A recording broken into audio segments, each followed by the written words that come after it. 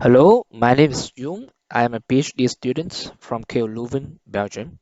I'm happy to share with you some data on the outdoor thermal condition in different neighborhoods of Ha Tinh City in Vietnam. Let me start the presentation with a brief introduction of the study site. Ha Tinh, the city of the study site, is a small-sized city of Vietnam with a population of over 200,000 people in 2019, and it's also the center of Ha Tinh province, located in the north-central Vietnam. Now the city is facing two main issues. One is increasing urban growth, and second is severe heat stress. The situation drives the need for cooling the town in a resilient manner, but most importantly, the starting point should be to understand how the neighborhoods of Ha Tinh influence their outdoor climate and thermal comfort. And that is also the aim of my presentation today. To answer, two main methods were employed. First, a concept of neighborhood typology was introduced based on the state-of-the-art and knowledge on local situation to detect different types of local neighborhoods. A typology of neighborhood is reflected by its morphology, natural and demographical conditions. Thanks to the concept, 5 neighborhood typologies in the city were detected based on the density, height, building, materials, and also the location and other related parameters. The three first typologies are part of urbanized area, while the two last typologies are representative for suburban and rural areas of the city. And after the detection of the neighborhood typologies, the on-site monitoring in two forms of stationary and mobile measurement were conducted during the summer of 2019. The mobile measurement allows a flexible and quick monitoring air temperature, humidity, and WBGT at various locations, while at the same time, 11 fixed sensors allowed long-term observation of outdoor temperature and relative humidity. The stationary measurement showed the effect of neighborhood typologies on outdoor comfort. And it can be seen that under well-shaded condition, a place in the city where the built density was high could still obtain lower temperature during the day than unshaded open space in rural part. However, at night, the temperature in rural low-density area fell very quickly and became almost equal to other locations in rural parts.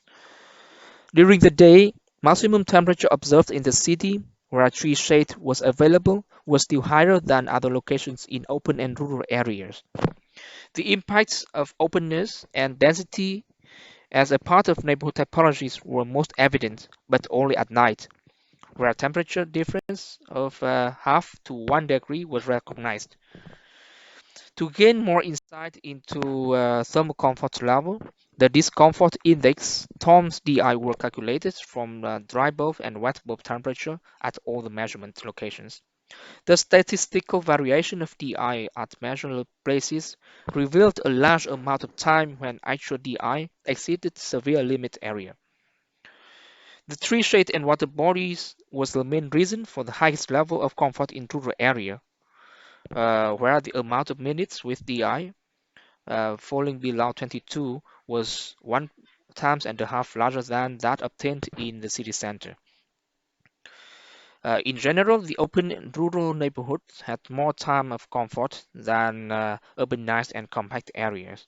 However, the most common DI values were in range from 22 to 28, which are sorted to heavy category.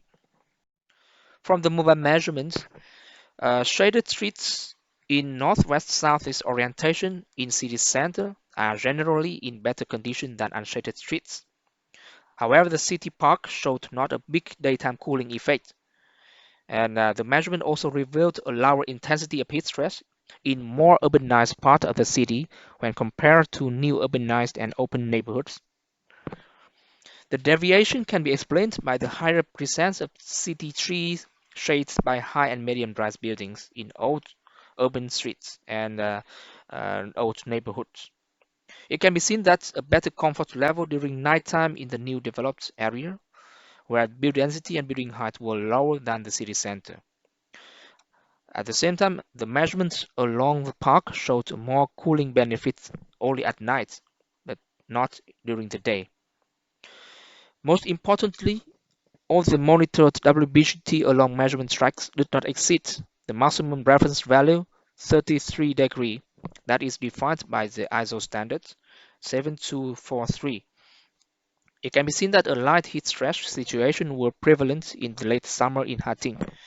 However, this comparison was not in line with the evaluation of outdoor comfort with DI. Reason for this could be the DI and limit values were designed for people at the cold and moderate climates, while WBGT is better designed for hot environment and is used to evaluate the heat stress level. The analysis of measurement data can lead to the following conclusions. First, the introduction of 5 neighborhood typologies in Hating is very important to gain the first insights into the effect of neighborhood design on the urban thermal condition. It is also give important basis for better development of future neighborhoods in the city. From the measurement results, clear evidence on the effects of density, openness, position, and greenery of the neighborhoods and the outdoor thermal condition are made very evident and clear. And also the impact of shading on the streets is significant on comfort level, but further studies and measurement are still needed to give more comprehensive and precise analysis. And in general, more measurements are still needed for better and more comprehensive evaluation of neighborhood typologies and outdoor comfort.